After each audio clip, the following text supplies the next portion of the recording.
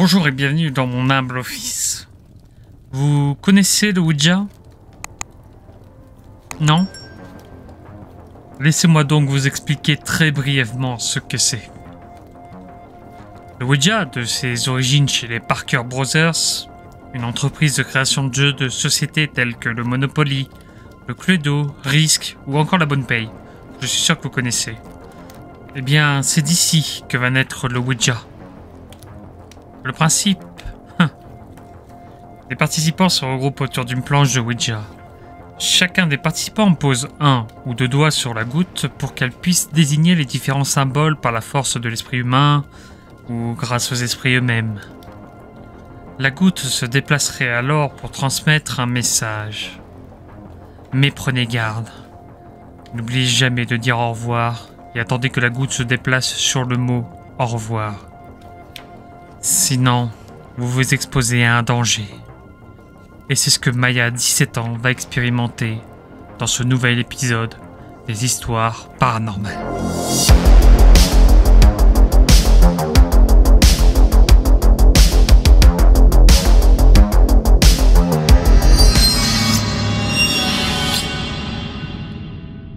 Notre histoire du jour prend place avec Maya, 17 ans, lycéenne, son petit ami de l'époque, John, et ses parents. Les parents de Maya se sont rencontrés en jouant au Ouija ensemble, et Maya, étant de nature curieuse, demande à son petit ami d'acheter une planche de Ouija. Ils étaient tous deux curieux de savoir si c'était réel ou non. Un soir, alors que ses parents sont couchés, Maya et John décident de faire une séance de Ouija dans sa chambre qui est située au sous-sol de la maison. Il est près de minuit quand ils commencent leur première séance. Ils coupent les lumières, se placent jambes croisées sur le lit. Elle commence. Ok, alors... Y a-t-il quelqu'un pour parler avec nous? Rien. Mais après 40 minutes de tentatives infructueuses, la goutte se mit en mouvement vers le oui. Ils se sont figés et se regardent maintenant dans les yeux. Est-ce réel? Il revient la question. Êtes-vous un esprit? La goutte se déplace vers le oui et revient au centre. Il continue. Êtes-vous gentil? La goutte se déplace cette fois beaucoup plus rapidement et vers le non.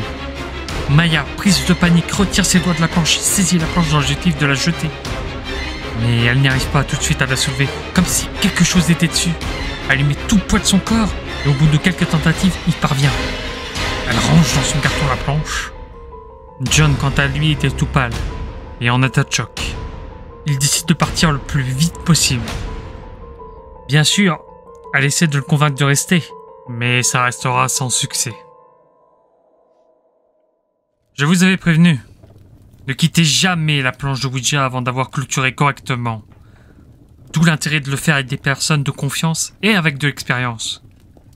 Maintenant, préparez-vous à en affronter les conséquences. À plus tard, peut-être.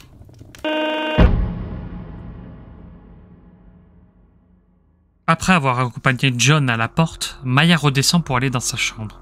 Mais elle a cette sensation étrange que sa chambre à elle qui se sentait si bien, n'est plus ce qu'elle était. Comme s'il s'agissait d'un monde parallèle bien plus sombre, bien moins accueillant. C'était toujours ses affaires, rien n'avait changé de ce côté-là. Mais on ne s'y sentait pas bien. Elle prit le courage d'aller dans son lit sous la couette et passe sa nuit entière comme ça, lumière allumée, et comme ça pendant toute la semaine qui suivit. Maya ne dit rien de toute cette histoire à ses parents. Elle ne voulait pas avoir de problème concernant cette planche de Ouija dans la maison. Un matin, Maya, en partant pour son lycée, doit passer un couloir pour monter au rez-de-chaussée. Quand elle ouvre la porte, elle voit un chat noir avec la lumière perçante venant de sa chambre, ce qui a pour effet de faire fuir ce chat dans l'obscurité. Elle se sent toujours mal dans la maison maintenant. Et ses doutes vont se confirmer quand, pendant un repas de famille, sa petite sœur de 7 ans va demander s'il était normal de voir un chat noir dans le sous-sol. À ce moment-là, un frisson dans le dos parcourut Maya.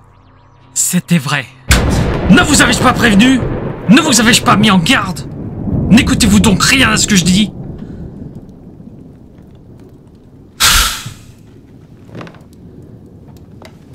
Il ne nous reste plus qu'une solution maintenant pour vous sauver.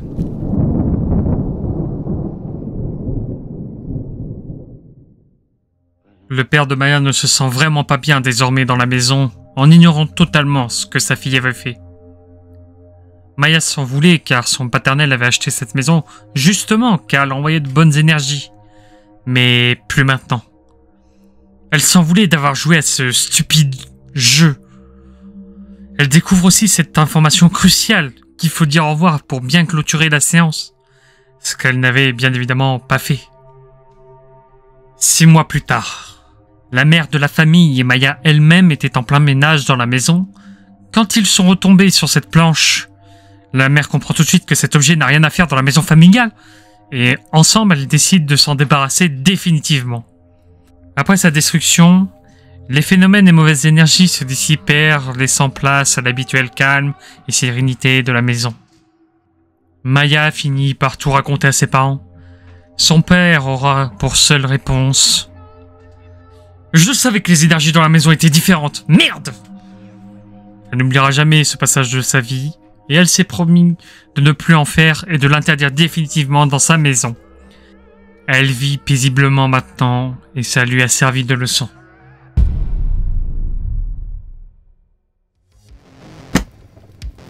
Voilà, c'est fini. Restez toujours attentif et prudent quand il s'agit de Ouija. Faites-le uniquement si vous le voulez, avec des personnes de confiance totale et de préférence avec de l'expérience qui sauront faire les choses correctement. Soyez toujours courtois envers les possibles entités, sinon ces dernières pourraient bien vous le faire regretter longtemps. N'hésitez pas à partager vos histoires dans des courriers que j'aurai plaisir à lire dans cet office. Je vous laisse ici pour aujourd'hui et je vous souhaite la bonne santé. Au revoir.